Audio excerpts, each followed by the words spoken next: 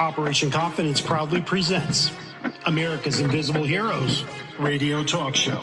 Tune in weekly on Sundays from 2 p.m. to 3:30 p.m. Pacific time with your host, Consuela Mackey, co-host, U.S. Air Force veteran Matt Davidson, announcer Taylor Marcella, U.S. Army veteran and Strategies for Hope segment host Dr. Kathy Cash, U.S. Army Reserve veteran and entertainment segment host Charles Whitehead, U.S. Army Special Forces veteran and I Once Was Whole segment host Richard Cooke, U.S. Army veteran and Lifeline for Women's Veterans segment host Martha Elena Varela, National Faith Director, Chaplain, and Veterans in Recovery segment host Anthony Akampora, and U.S. Air Force veteran and Incarcerated to Success segment host Kevin Lewandowski. For more information or to be a guest on our show, email info@operationconfidence.org. Operation Confidence is a grassroots nonprofit. The organization's mission is to provide stable housing for veterans who have experienced homelessness, as well as providing a wide range of supportive services. To help accomplish our goal, a successful landowner has donated land for the project, a world-renowned architect has offered to design the houses, and construction classes from the local community colleges will take part in building the houses. Your support and donations are needed. To get involved, please visit our website at www.operationconfidence.org or email info@operationconfidence.com. Okay, well, welcome everyone, and thank you for tuning in to America's Invisible Heroes, a show that's dedicated to our veterans and their families. Yes, I'm your host, Consuela Mackey, Executive Director of a grassroots nonprofit organization called Operation Confidence. No, I'm not a veteran, but my heart goes out to our disabled veterans, for those who have experienced homelessness. So, okay, we're going to get on with the show today, and our board member, Taylor Marcella, is going to introduce our guest for the day. We do have several other guests that was to be on today, but they're having problems because here in Los Angeles, there's a whole weather thing. We're having snow that we haven't had. How many years? I think like 30 years. 2019. Something like that. 4 or 5 years, yes. Yeah, so we're having a little problem with a lot of our guests. But other than that, take it away, Taylor. You got it, Connie. So today we have with us U.S. Army veteran Richard Cooke with his bi-monthly segment, I Once Was Whole, and attorney Eric Olsen with his monthly segment, Helps Nonprofit Law Firm. Operation Confidence and Board of Directors would also like to honor Black History Month. So without further ado, welcome attorney Eric Olsen. And just to give you a brief background of who he is, he has been an attorney for 40 years and the founder of one of America's largest consumer bankruptcy firms. He founded Helps in 2012 to assist seniors who did not need nor could afford to file bankruptcy in order to protect them from unwanted collector contact. Attorney Olsen attended BYU and an undergraduate in 1974, law school at the University of Oregon in 78.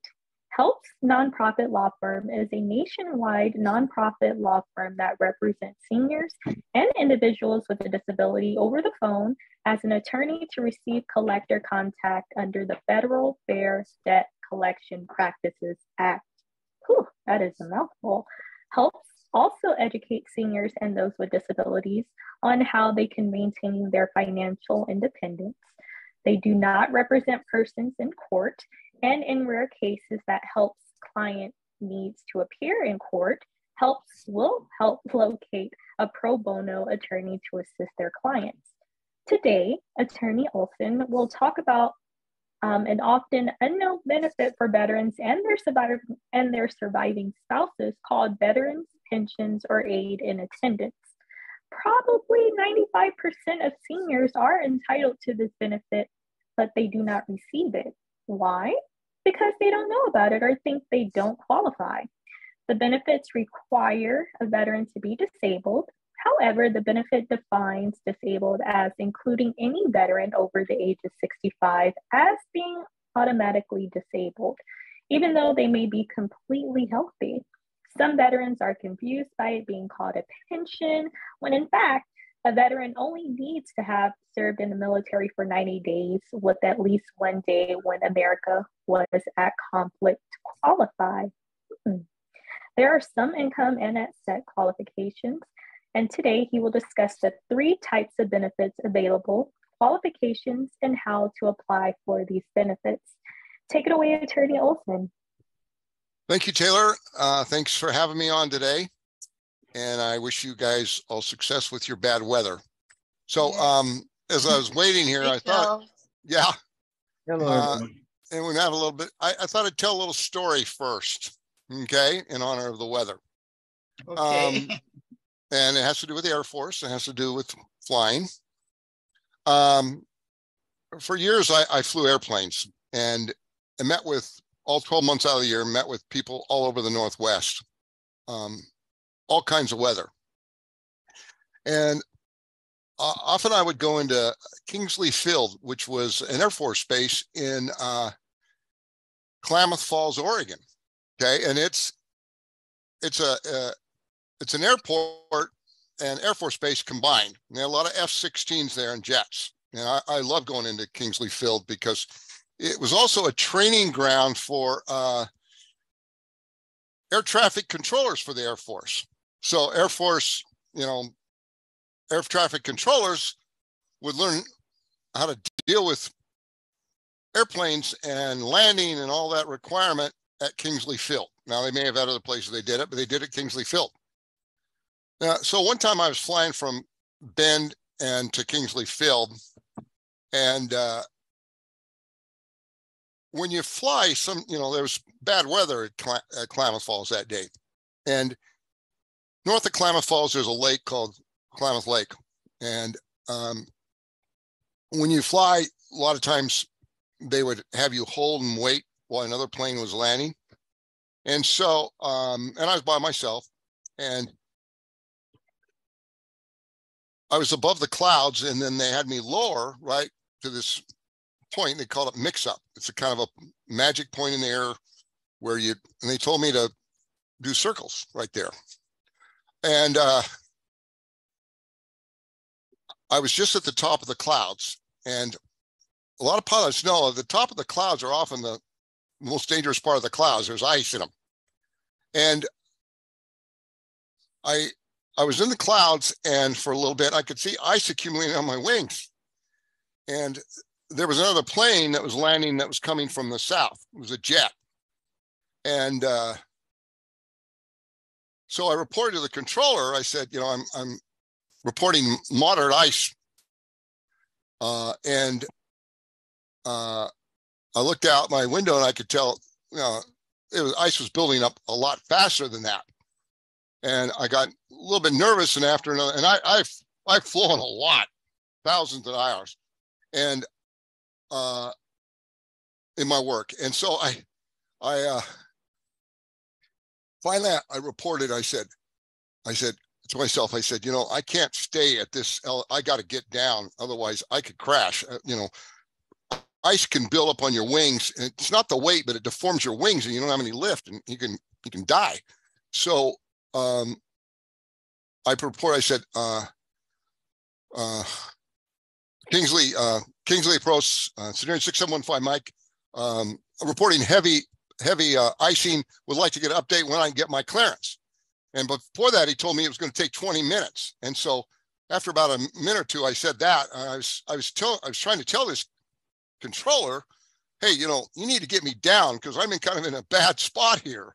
I didn't want to declare an emergency, but I wanted to give him all kinds of hints that he would know, hey, this guy's having a problem. I got to get him down now and let this other guy. So when I said that, and I said, okay, I'm going to give him another 30 seconds. And if he doesn't do anything, then I'm going to declare an emergency, and they're going to have to get me down. Well, I no sooner said that than up above me, I knew it was a F-16 pilot. And it sounded like he was a general. And actually, it sounded like it was God. He goes over the radio and he says, get him down now, just like that. He didn't even identify himself or who he was. And to the controller, And all of a sudden, another controller got on the air. And it had to have been a supervisor because it was a completely different voice. And he immediately said, Learjet, whatever it is, climb, maintain, whatever feet, turn 180 degrees. He told him to get, and then he immediately cleared me to land. And as soon as he got on the radio, I knew he was going to let me come down. And so I pulled the throttle back, got down, I landed safe. I remember when I taxied up, the guy comes out for the gas and he looks at me, he says, Eric, he said, you could get a cheaper ice maker if you wanted to, because it was so covered with ice. But I always got a kick out of that pilot up there who was looking out for me, who said, get him down now. So I tell you that story in honor of your bad weather you're having there in LA. But I have an important topic to talk about that doesn't get talked about enough. And it's a veteran benefit. It's called aid in attendance or veterans pension. And it has three parts to it. Now, when you say the word veterans pension, a veteran might automatically think, well, hey, I was only in the service for 2 years, or less than that. And I got out, I'm not entitled to a pension. Okay. And one of the qualifications for this veterans pension, it says you need to be disabled. Well, I'm not disabled. Okay. I'm 73. I'm perfectly healthy.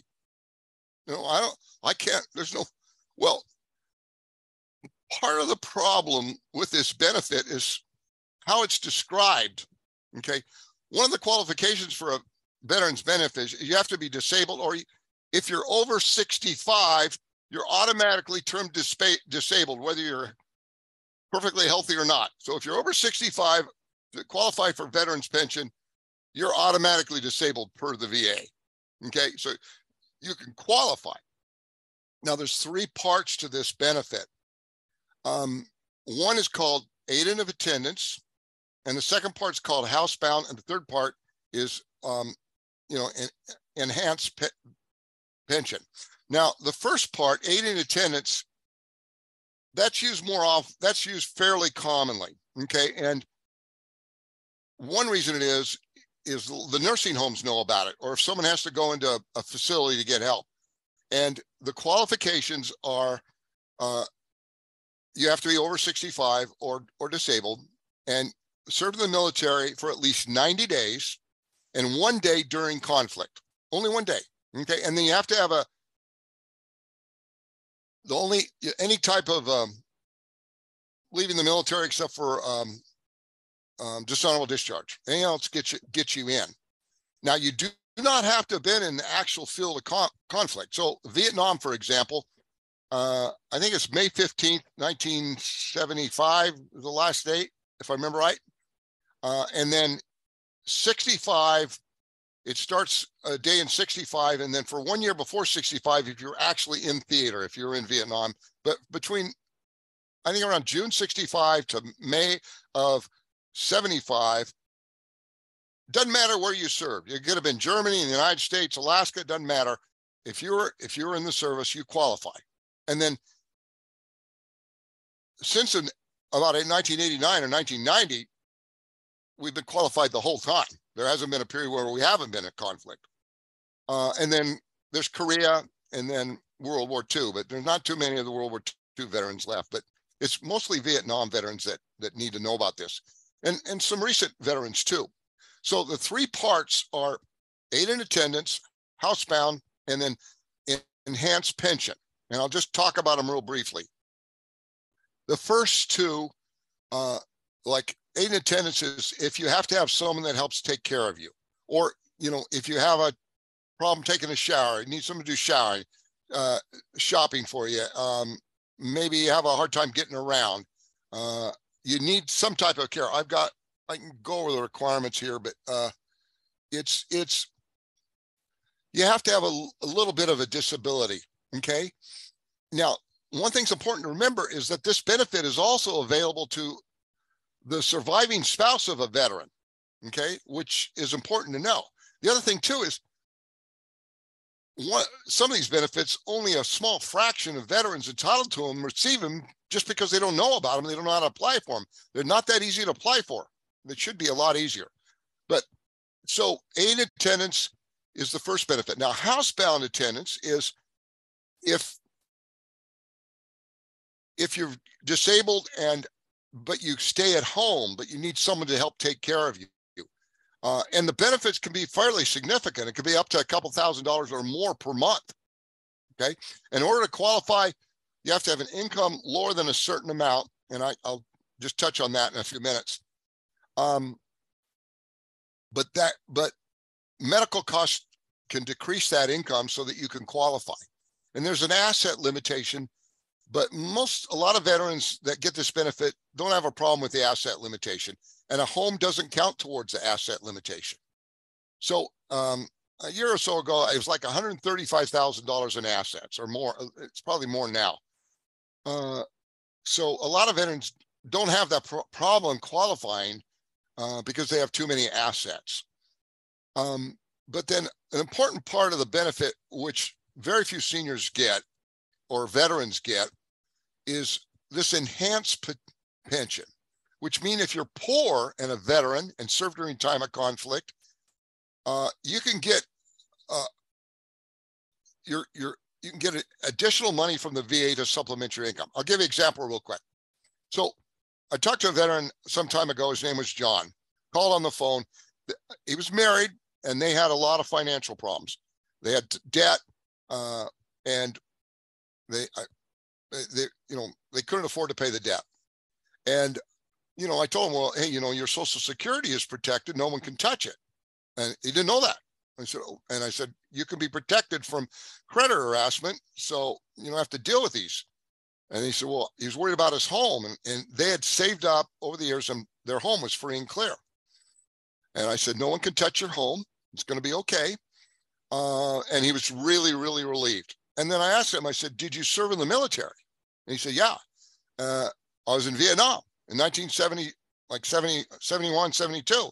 I was in an infantry platoon in Vietnam. And his income with his wife was like $1,500 together. But they had medical expenses that brought his income down to like $1,200 a month. And I said, do you realize you qualify for a benefit called aid and attendant, enhanced veteran pension? And he said, oh, Eric, I can't, I was only in the military for 3 years. I'm not entitled to a pension. I told him, I said, no, they call it a pension, but you don't have to have been in the military, a lifer. You qualify it now. You served at least 90 days and 1 day during conflict. And I went over the requirements with him and told him what he needed to do, and we gave him some direction. And the last thing he told me before he hung up, he said, Eric, you made an old soldier cry.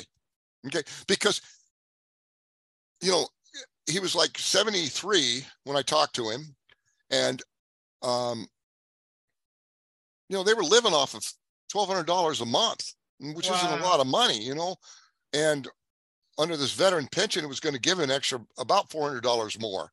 So when you're poor and lower income, every little bit of extra money is makes such a lot, makes a big difference. Sure it does. It really does. So, yeah, that's it. I got on the screen here. Wait a minute here. I've got it. The current qualifications. So let's say you're a lower income senior and you're perfectly healthy, but you're in Vietnam, and so if you qualify for that enhanced pension if your income is where is it here?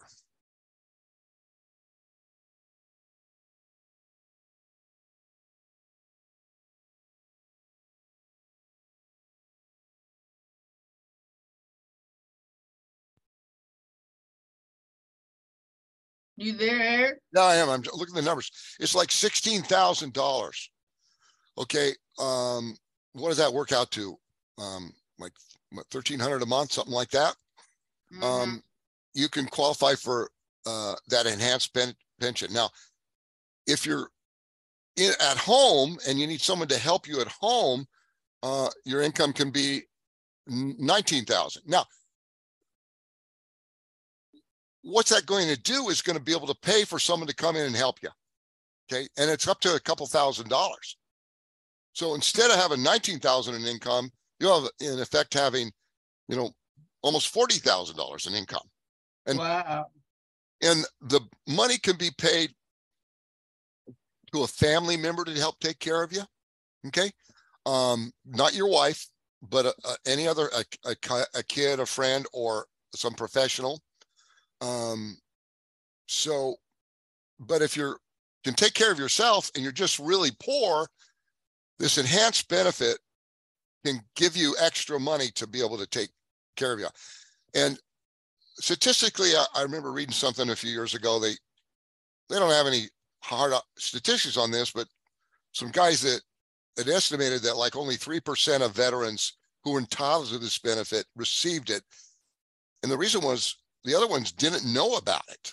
Right. Okay. Now, bless the VA, but they're so busy, it's kind of hard to get this word out. And that's one reason what we at Helps do is when we talk to seniors, and seniors call us who have financial problems, one of the things we do is we ask them, were you in the military? And they'll say, yeah. Or are you a surviving spouse of a veteran? And they'll say, yeah. And I say, when did your spouse serve? And we'll ask them. And well, I don't know, or I know they serve. And if we can, then we're going to send them an email that gives them details on what they can do to apply. Now, there are people that will help people apply for veterans benefits for this aid and attendance.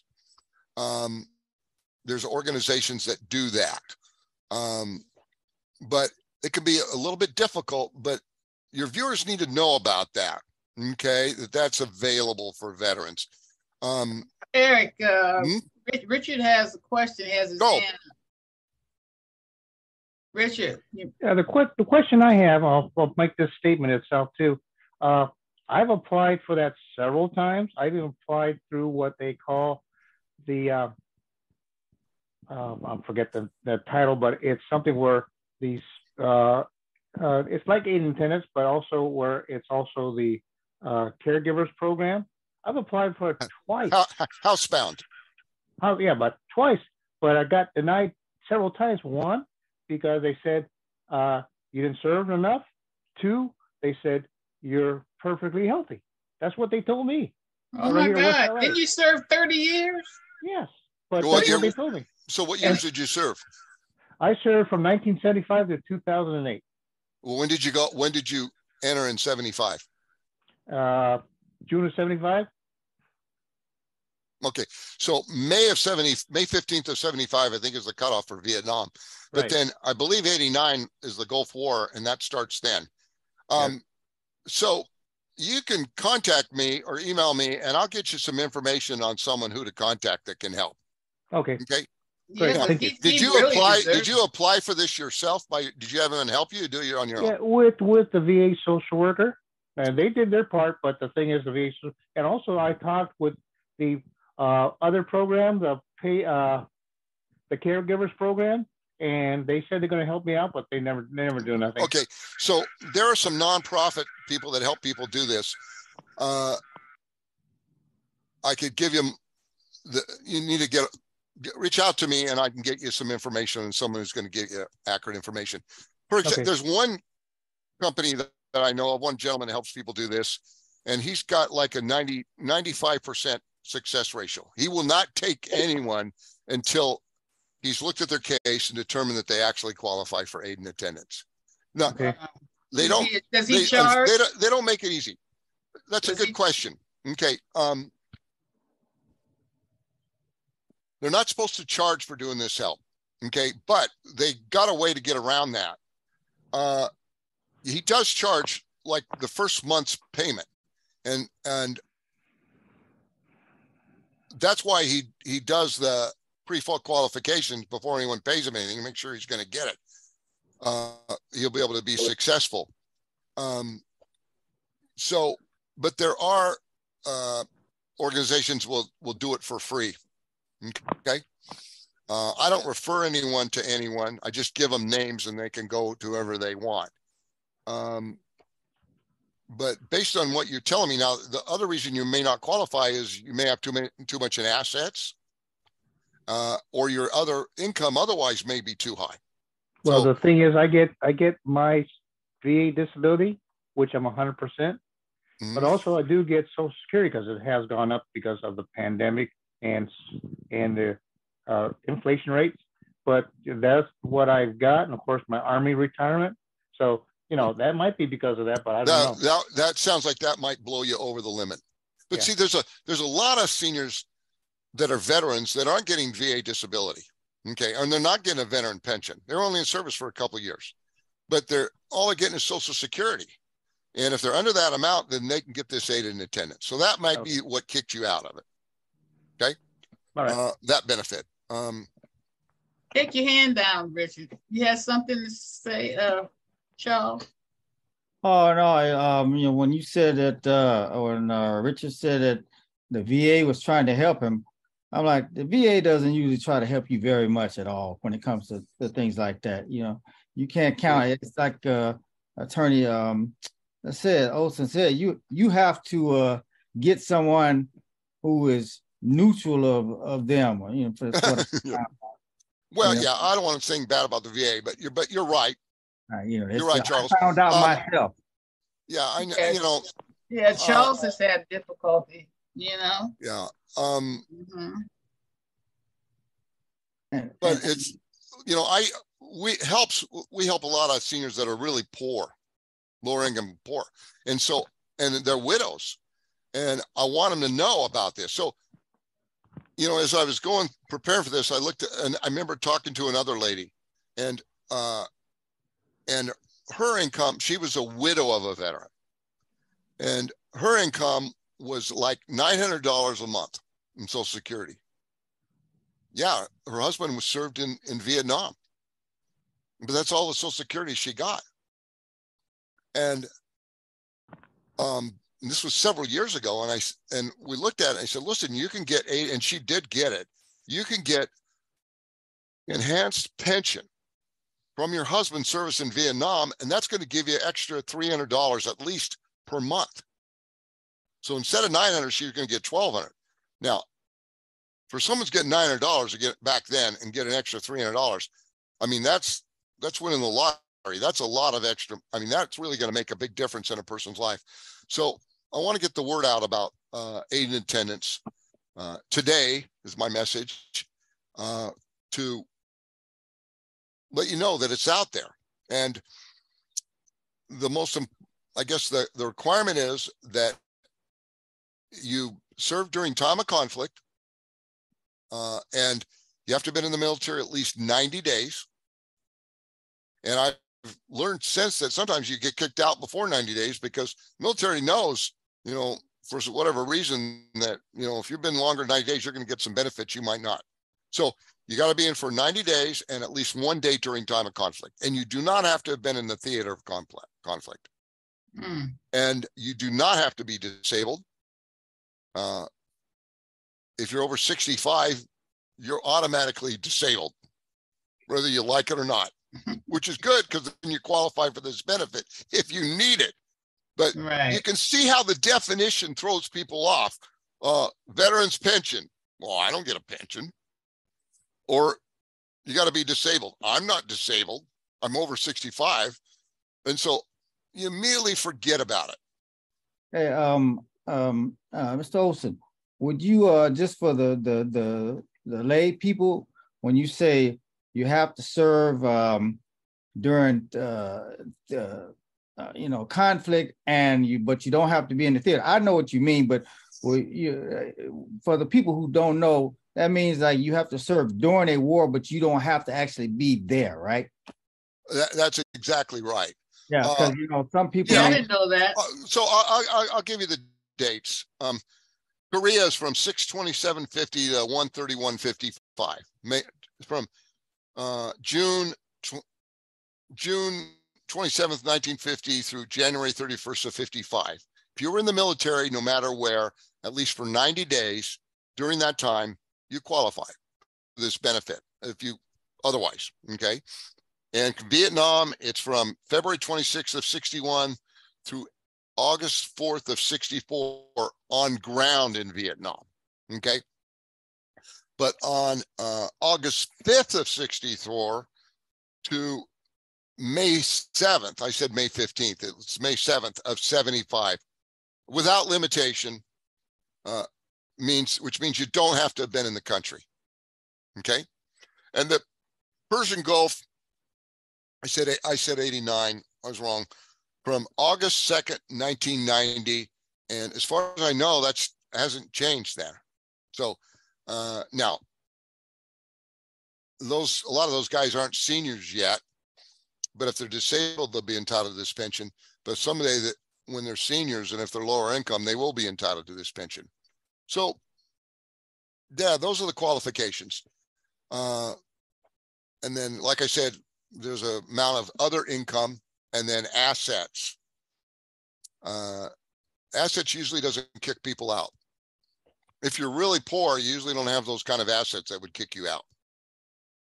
Charles, would you benefit from any of this information that he's providing? I wouldn't qualify, you know. No, yeah, because you're too busy, huh? Well, you know, just, you know, you have to be. That's the job and everything. I have a job, I have a business, you know. Right, yeah. So things like that, if a lot of income will disqualify me. Oh, okay. And that's right. But this program is designed to help veterans that are poor, Mm-hmm. and their spouses. Mm-hmm. Well, Richard, I'm not saying you poor or nothing, because you get a pretty good income, but if you can benefit from it, what Eric is sharing with you, go for it. You know, and this just goes back on my long talk thing that I've been always saying about the VA. They don't inform you, you know, the military does, they don't inform you about certain things that you are eligible for.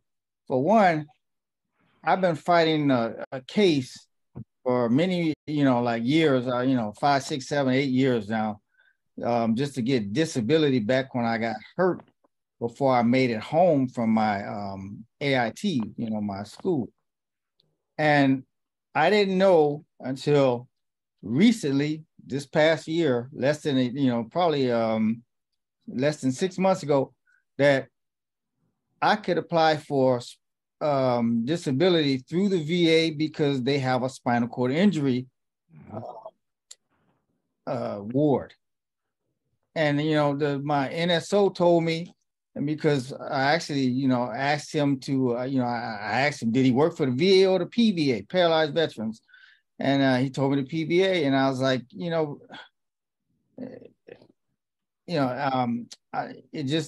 there were things that I was starting to find out that they just weren't informing our members. And I said something for the members, and then a couple of weeks later, he said, "Oh, you qualify without. It doesn't have to be service connected." I was like, "What?" That was a surprise to me, because we have a spinal cord injury unit. I can qualify with that, and for healthcare, so these things. It's puzzling that people know all this information and they don't share it, and I hate it. Just like myself, I went several times, and the last time one of the patient advocates saw me, he says, "Well, your wife's too old." I said, "How? She's 15 years older." I said, "You're incorrect." He didn't know what he was doing. I said, "She's only 7 years older than me. She's not 15 years older than me." I said, I'm not crazy." I said, "I'm 65 and I should be able to qualify." But they found ways to make it up to where they don't try to qualify you. Mm-hmm.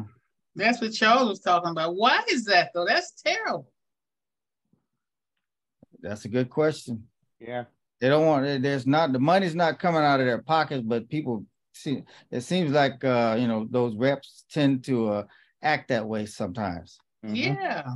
I've heard this story over and over again. Well, people that might be entitled to this benefit, they need to get all of us. We can give them some contact information. That's good that you're talking about it. Because it's easy to see if you qualify. I mean, if you, boom, you qualify. Eric, can you give out your information? Attorney Eric. Yeah, we always, 855, toll free 855 helps US or helps us, HELPS US, 855-435-7787, or. You have to say that way slower. Okay. Well, it's easy. 855 helps, HELPS US, or helps us. And HELP stands for Help Eliminate Legal Problems for Seniors. Okay. US or us, or 855-435-7787. And it's our website, www.helps, H-E-L-P-S, help with an S on the end of it, is here, ISHERE.org. And HELP stands for Help Eliminate Legal Problems for Seniors. Now, and yeah, I'll just conclude with this, which I like to, seniors need to know, and our veterans need to know, that their income is protected. Social Security, virtually all pensions, disability, VA benefits is protected by federal and state laws. It can't be garnished or taken from you, even if someone gets a judgment against you. There's a federal law in effect since 2012 that protects twice the amount of federal benefits deposited into your bank account from garnishment if someone were to sue and get a judgment, regardless of what funds are in there or where they came from. So if a person got $1,500 from Social Security or $1,500 from VA benefits and Social Security, $3,000 in the bank account is protected automatically from garnishment. Okay. And if you have debt you can't afford to pay, you don't need to pay it. You don't have to pay it. That money is available for your needs, for your food, for your medicine, for your housing. And you can also be protected from creditors bothering you, hounding you, calling you on the phone. That's what we do. We live in a blessed country. There's a lot of benefits available. Aid and attendance or Veterans for our veterans is one of them that we want to get the word out. Make sure that people that are entitled to them find out about it. That's so important. Golly, that was wealth of information. So now you are, where are you located? Well, I'm actually in Salem, Oregon, but we're a national nonprofit law firm. You know that. What we do is we help seniors all over the country. Doesn't matter where you live. Okay. Right. Mm-hmm. People call us from Florida, Georgia, Alabama, you name it. Right. Nebraska, South Dakota, North Dakota, Guam, Hawaii. I get calls. I even got calls from Greek islands from people who settle there, but it doesn't matter. And so what they do is they call us, we interview them, and they can be enrolled over the phone, and they can if they're being hounded by creditors, they can become a member that day, so that if they get a call 5 minutes later, they can say, hey, you can't call me anymore. I'm represented by an attorney. And then they let us know who's bothering them. We send a cease and desist letter out, and the communication stops. So those are services that you offer. You're from your law firm. Right. Yeah, that's what we do. And then that's our mission, is protect seniors from collector harassment, so they don't need to be harassed anymore. And then our second mission is why I'm here today with you guys, which I love doing, is to educate seniors how they can maintain their financial independence. Okay. Right. You got a car I can't afford. I got an RV that's got to go back. I bought a timeshare. I made a mistake. Oh no. I've been sued. What can they do to me? The list goes on and on. What we do a lot of things. I mean, we've got a wonderful YouTube page and website, but we also want to help our veterans. And as we get bigger, we want to be able to do more. See, right now, we don't help people get aid and attendance. I want to someday. I want to have a division with helps because it's a hard time to find people that help you get this stuff. That's what Charles was saying. Well, we have an attorney on our. Richard. Yeah, we have an attorney in our firm that helps. That is, a VA qualified attorney, but we normally don't. We give the information and give people direction. I want to be able to actually do it for people someday, because there's a lot of lower income seniors that need help that don't get it. And as we grow, we'll be able to do that. But in the meantime, we're going to help people, get them the right direction so they can get that benefit. Now, you mentioned that you have a colleague that helps to help you to get your benefits. But is he expensive, or how would? Oh, well, no. Was that through your office? No, we don't. No, there's no charge for anything that does that way at all. It's Kristen, same last name, but she's not related. Although I hired her many, many years ago when she was a law student, and but she's an attorney. Yeah, so no, it's veterans can call. We can answer their questions and give them directions on how they can go about to get help. That's great. And give your number out again, because people have to grab pencils or looking at TV or whatever. You can remember just 855, which is a toll-free number. Okay. Helps, HELPS, helps us or helps US. Great. 855-435-7787. You know, we're all over the internet. All you have to type in is helps nonprofit law firm. Okay, there you go. We're going to pop up everywhere. Helps with an S on the end. Help. You can probably leave out nonprofit. Helps law firm. And we're all over the internet. Well, we're so excited to have you on board, Eric. You have no idea, because our veterans need this type of information, you know? And you come with the wealth of it. Well, they do. And we want to especially target the veterans that are lower income or have financial issues so we can educate them. And I'll be glad to do that. We can talk on any number of things. There's a lot of topics that are important for the veterans to know about. Exactly. And look like you're the right person to give it out. I'm very excited to have you here. I'm glad to be here. All right. So moving right along, Taylor. Yes, ma'am. So I Once Was Whole segment host Richard Cooke served in the Army Special Forces for 33 years as a Special Forces Sergeant and retired worker as Chief of Payroll for the Veterans Administration at GS-11 position. Sergeant Cooke had a massive stroke in 2016 that left him with brain damage, aphasia, and physical damage weakness on his left side, as well as visually impaired. Richard decided while in recovery that he was going to work on becoming normal physically, mentally, and visually and verbally, so he began his journey. Today, his neurologist doctor said he is now completely recovered. He's an accomplished photographer who works with talent and fashion models, as he did before his stroke. We also would like to congratulate Richard for his bestseller entitled I Once Was Whole, which is now available on Amazon. Today, Richard will discuss athletics for stroke survivors. Take it away, Richard. You're muted, Richard.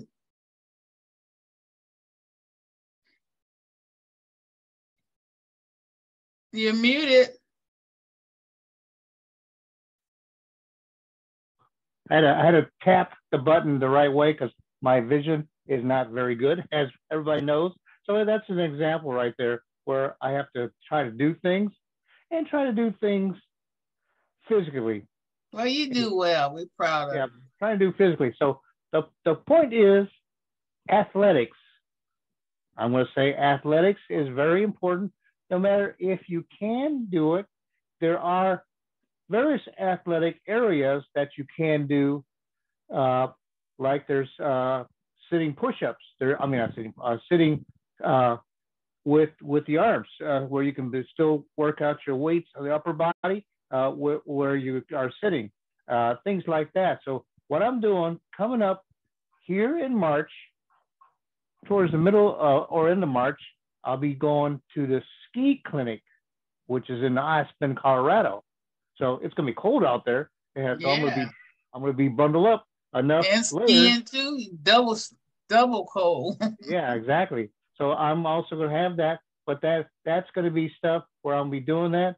They also have various ski type of events out there. Of course, me as a photographer, I'm gonna still take pictures of the snow out there. So that's what I'm primarily gonna do. But that's going to be for the ski clinic through the Veterans Administration, and that's through recreational therapy. The reason why is everything physically. I was really bad from brain damage from the strokes, because the massive stroke did a lot of a lot of brain damage, which affected my physical side. But I'm going to be doing the skiing out there, and of course I'm going to be skiing. All right, if I get somebody who could take, because my phone only holds about 20 seconds of video. If they can take a little bit of a video for that, I'll be able to send that back when I come back here and show people what I did for skiing. Then coming up in May is also the Golden Age Games. That one, I have entered in other events for the Golden Age Games before, but I am planning to do sprinting, which would be the 200-meter sprint, the 400-meter sprint. Then also towards the end of that, it depends how they schedule it, then I plan to do the 1,500-meter power walk. Now, I did better. The therapist said the same thing. I did better because I did better than in Alaska, which was many years ago. Where Alaska I took 8th place. But I got the red ribbon. It was only because I didn't get a medal. It was red ribbon because I finished 4th place. Now, keep in mind, I'm 4th place at 65 years old. That's good. But still, I was able to do it. Where most people can't do that. Well, whoever was behind me, they couldn't do that. But I took 4th place. But and then coming up in about June or July or August, one of those months, I'll find out more details. I'll be participating with the summer clinic for summertime. Now, what's scheduled on there is there's various schedules, rowing, kayaking area, but I'm also going to be participating in surfing because a lot of people who are able to surf are able to do it. Also, those who are paralyzed from the back down, which caused their paralysis for the lower area. Also, there have been veterans who are also amputees, and they were able to surf. So I can do the same thing because I've been doing some surfing before as well too through the Veterans Administration. I've gone surfing, but this one's going to have some surfing out there. So I plan to be able to still surf. Now, the best way I can do it, because I'm still weak on my left side, I will still be able to hold on to the surfboard as it's surfing, or as it's going. I'll be surfing still either way, or I can be on all fours and still come to the end. And I did the whole surfing aspect. So that's going to be those series of clinics and games like the Golden Age Games I'll be participating with.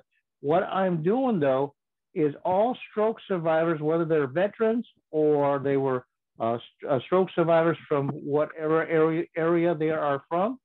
I'm trying to prove to them that if you stay positive, focus on the positive determination, you can still overcome your strokes. Now, I say that because I just received a recent letter from the Veterans Administration from the doctors, because I had an MRI just about 3 months ago, and the MRI came back that it's completely has healed. So in the past, people have seen where I demonstrated that, where I had a white circle around the area that caused the damage, that has healed up. And so being healed up, I can do more things physically on my left side, which was affected, and my right side. So I go to the gym quite often, working out on the upper body, working out on the lower body, and working out with the core area, which is your belly area. So I'm working on all those areas, including when I go for my weekly program at the VA hospital. That way, I have that all working with the instructors right there. So technically, I'm building myself up. So I'm rebuilding the body. Okay. Otherwise, that's about it. If there's any questions. You need to have somewhat of a class show what you've done, because you've done some remarkable things, although you have this paralysis. I remember how weak you were. What is that, on your right side? My left side. Left side. And that Yes. You were at the gym and you did all kinds of push-ups and weight-bearing exercises. And I think you built that up now pretty good, Yeah, haven't you? I built that up, and also I have some recent video of those aspects from the VA here that I've gone to, and I have the videos I've taken of those because I asked the staff right there because they take the videos. That way I could show other stroke survivors how to rebuild themselves, and I showed them what types of weights I was using, things like that. So Exactly. I can show those next time I get back on. Joe, do we have a few pictures of him on hand? Yes, I have a, let's see. Let me see if I can share this. This is, let's see here. This is when you were working out. Let's see here. Oh yeah, that's where I was working with the various weights at that point.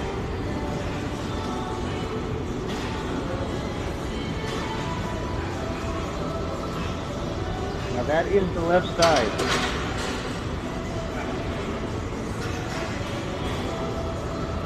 And how heavy is that weight? That one was a 10 pounder right there. I showed it, 10 pounder. Okay. And he's holding the camera. He's multitasking. At the same time, yeah. That's I can multitask now. I got another one here too. Let's see.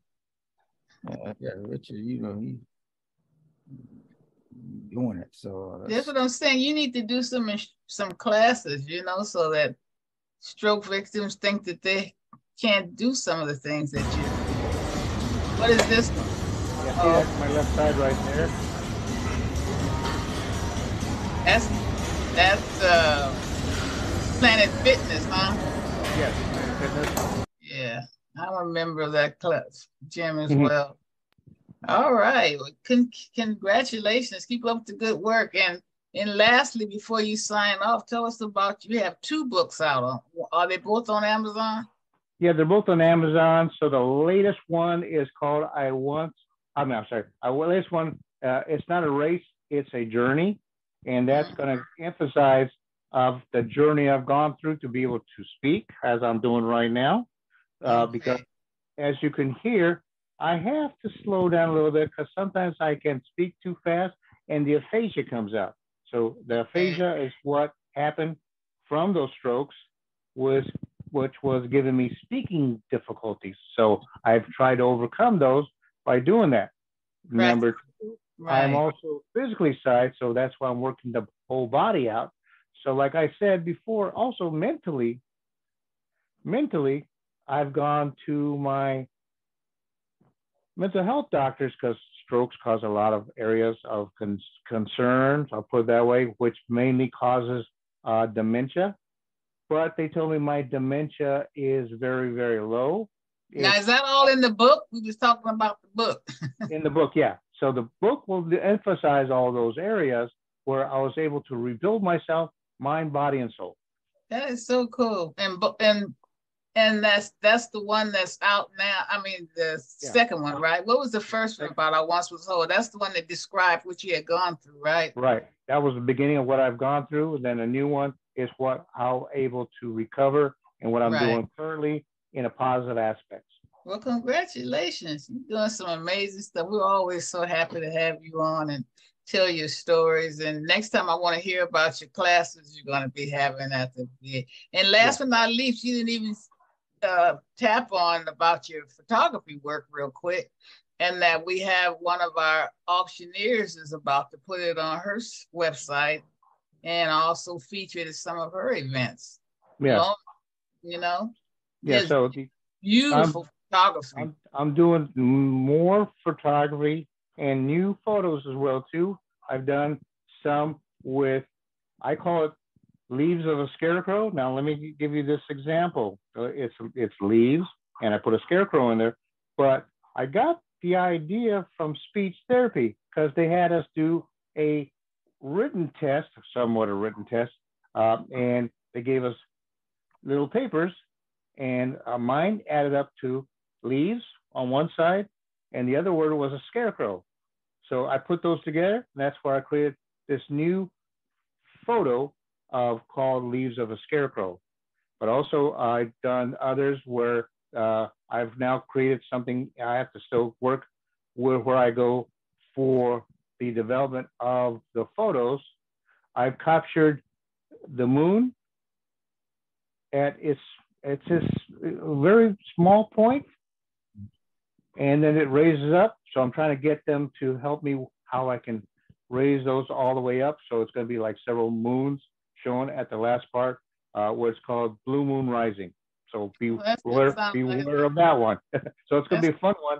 And then I also have show it to us. We can only, you the only one that can know how. We just trying to visualize it.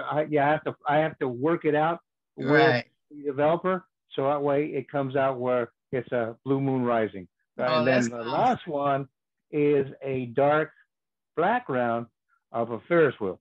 So that one's got to be renamed as well too. Oh, that sounds excellent. Well, thank you so much. We look forward to all this phenomenal stuff that you're doing.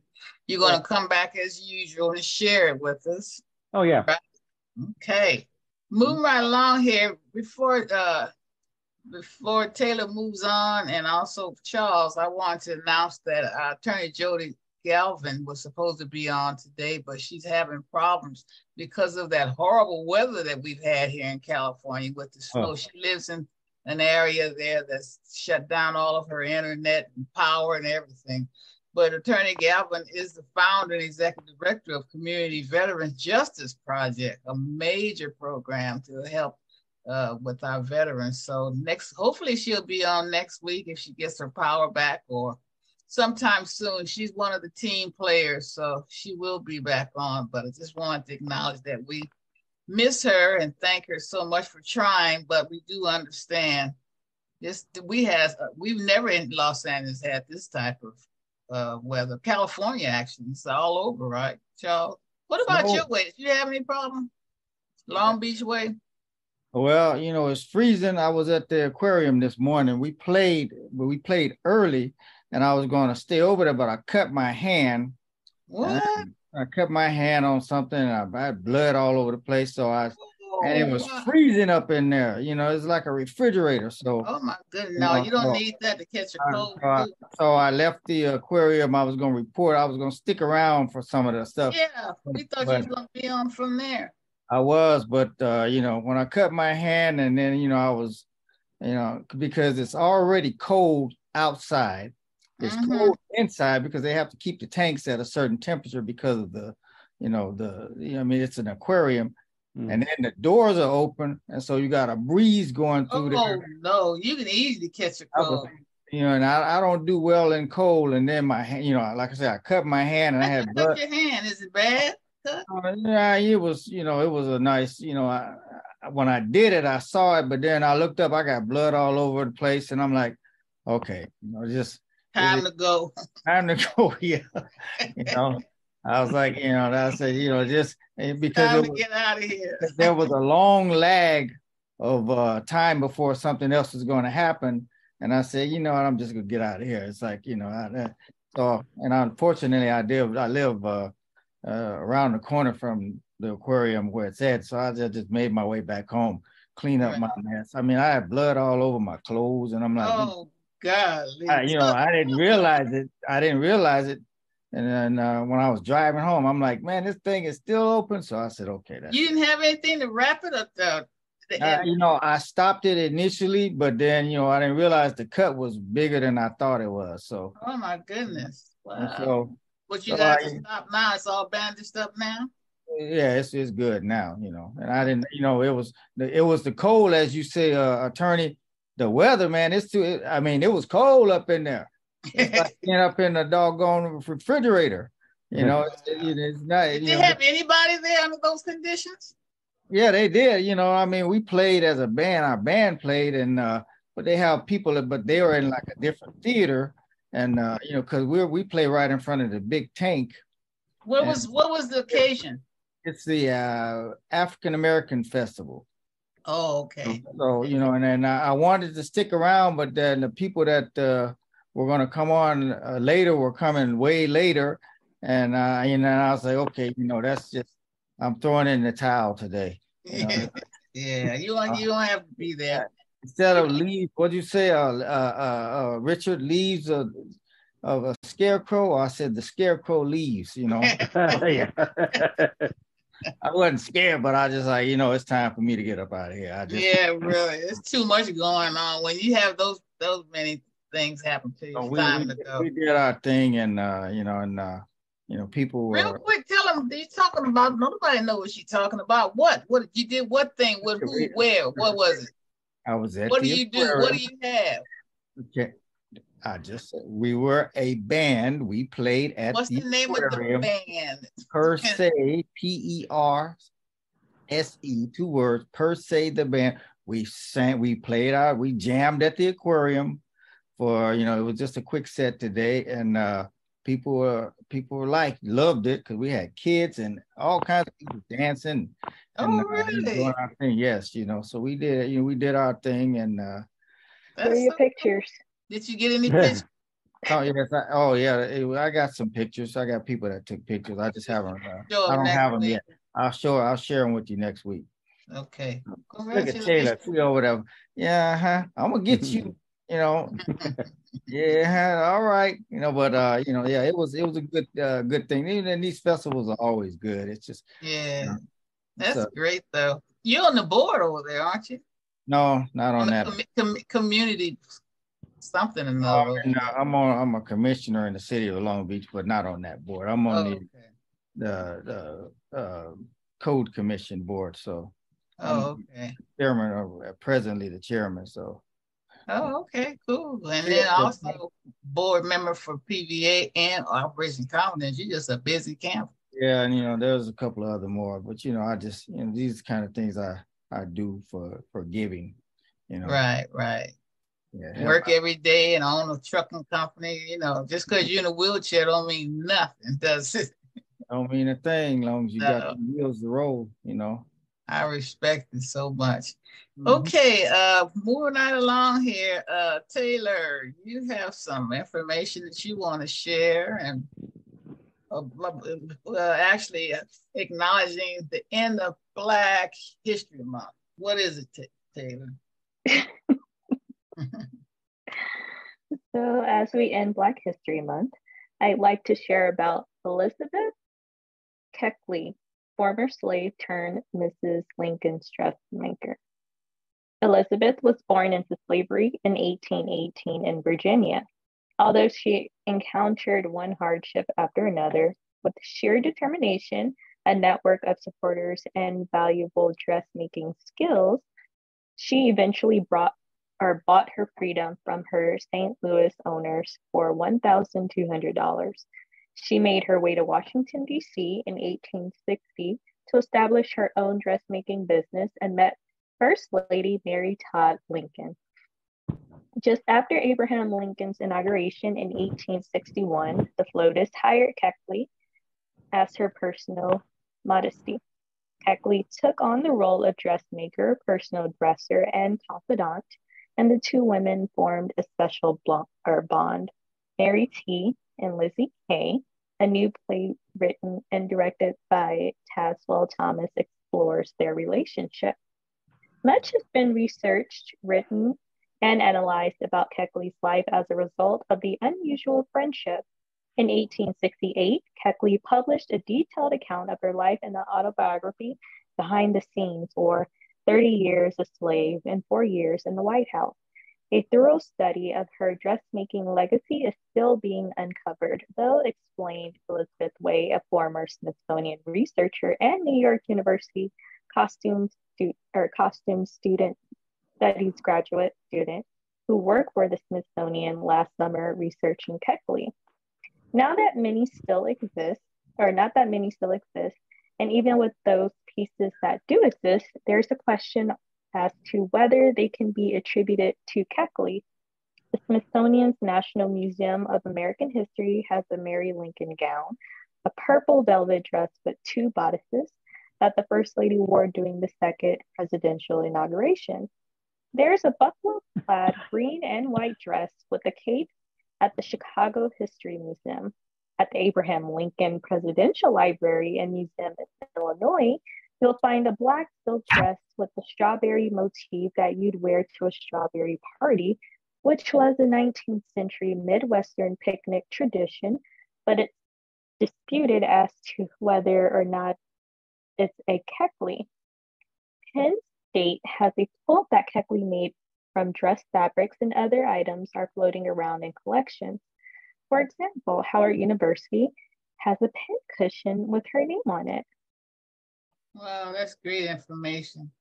Moving Reminds right me along. of you, since you like your, fashion. It's like you, fashion design and Yeah, all of those things. I know. Interesting, Connie. Interesting. Oh, Love it. Wasn't that a great story, though? You never know. yeah, I like closing it down with fashion. Fashion. Last week we was all excited about the Kansas City Chiefs winning the Super Bowl. And Charles did give an overview of our involvement, which Taylor's going to share again. But he forgot to show our link. And Taylor, you're going to bring that up. So let's talk about that real quick. You and Charles? No, you can. I've turned it over to you. And Charles got some little funny stuff he's going to talk about. Okay, so we are all excited about the Kansas City Chiefs winning the Super Bowl. But did you know last year that Operation Confidence hosted a football camp for inner city kids with Frank Clark of the Kansas City Chiefs? The 2-day event for inner city kids took place in Linwood High School. Connie and Charles worked day and night to make this event a success. On Saturday, June 25th of 2022, a camp session was held for disabled veterans and other individuals with disabilities. Then on Sunday, June the 26th, they hosted 2 camp sessions for kids, one for children ages 4 to 8, and the second for children ages 9 to 12. Operation Confidence, a grassroots 5013 nonprofit organization, advocates for disabled veterans who are physically disabled. The organization has assisted 10,000 plus individuals with disabilities with wraparound services to better become productive members of society. So now I will share my screen so you can view the article from that awesome event. Are you guys able to see it? Right. Okay, let me scroll up. I was reading it myself. Give the time. Let's start at the beginning. You're going kind of fast there. Okay, right there. That's a good one. Chief D. Frank Clark partners with Operation Confidence to host this free football camp. So we have a lot of wonderful, wonderful publicity over the internet regarding this event. And we're going to take advantage of it to move on definitely. to other projects. But you can stroll down a little bit more. Let me zoom out a little bit. Make it easier. I just wanted it up on the screen so everybody would be able to see it, that we actually participated and that we have a lot to thank the Kansas City Chiefs and also Frank Clark's Foundation for making this happen for us. Man, I'm still hitting Frank up on my red shirt. Yeah. Okay. He was supposed to give me they were giving everybody white t-shirts, and I said I don't use white t-shirts. I don't wear white t-shirts because they get dirty, because I said I want a red one. He said okay. So they were searching. Oh yeah, no problem. We're gonna get you that red t-shirt. Then they said, oh, I think I got one left. Nope, I never got my red t-shirt. So. We got to go after that red t-shirt. Not on the Super Bowl. I want a red jersey now. So Okay. We're gonna put in that request. I'm gonna send an email and say, hey, tell Frank I still didn't get my red t-shirt. So now I want the red jersey. Sign. That's right. Thank you so much, Taylor. This guy's crazy. Take that off the screen now. There's the whole story about that, but we're excited to have been a part of that. And then we're winding on down here. Taylor, we got one more. Charles, are you gonna I sure am. Funnies? I got a little something that's a little, it's a little cat action here. Let me see. Let me pull it up here. Yeah, it's just like, these, me, I got to have something. Yeah. Okay, let's see here. There's no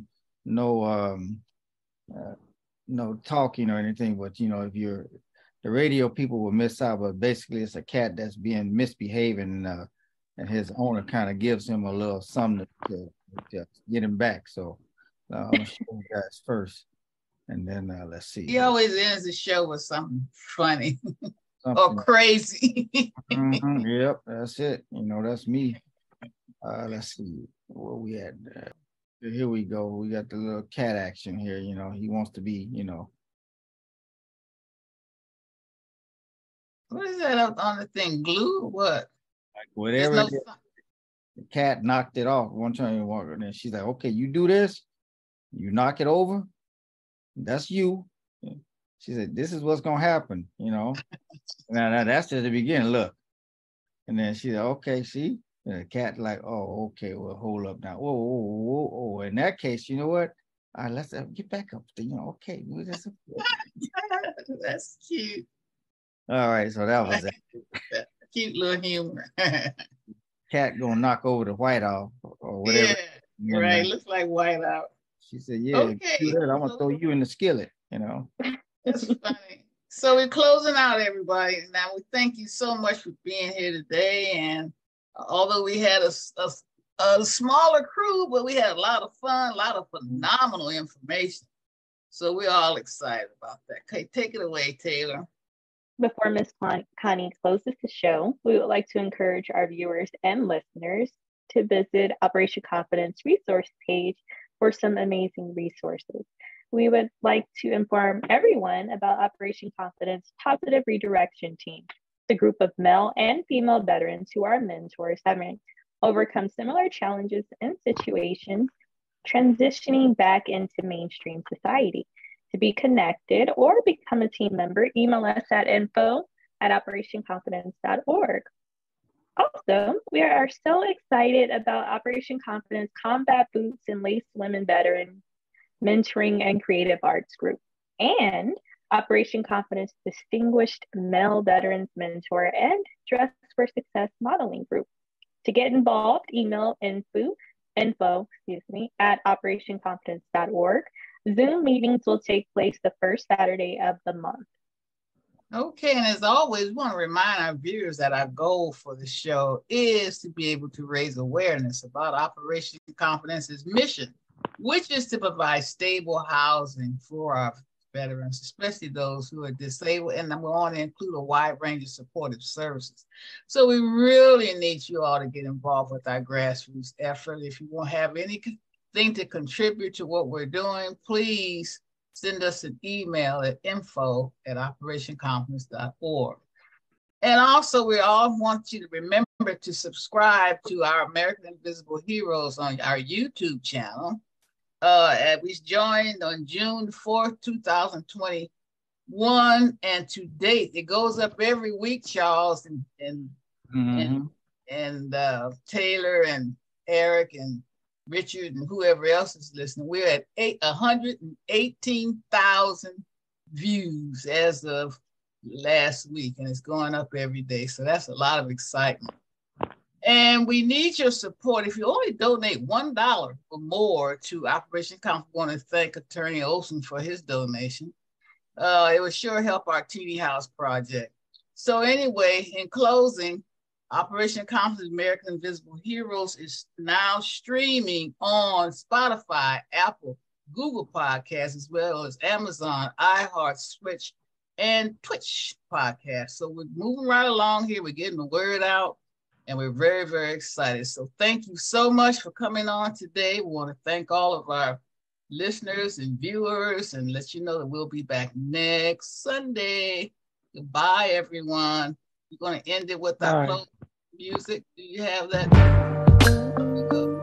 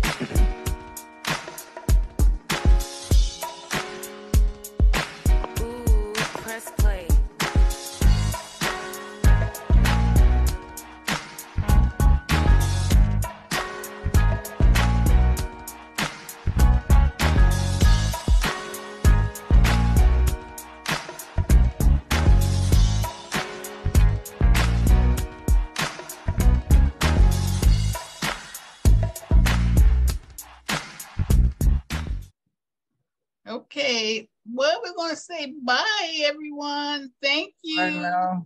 Bye now. Tune in next week. Take us off the screen so I can sign out. There we go. All right. So everyone, thank you so much for what we had to share today. We're all excited. We'll be back next week. Bye. Bye.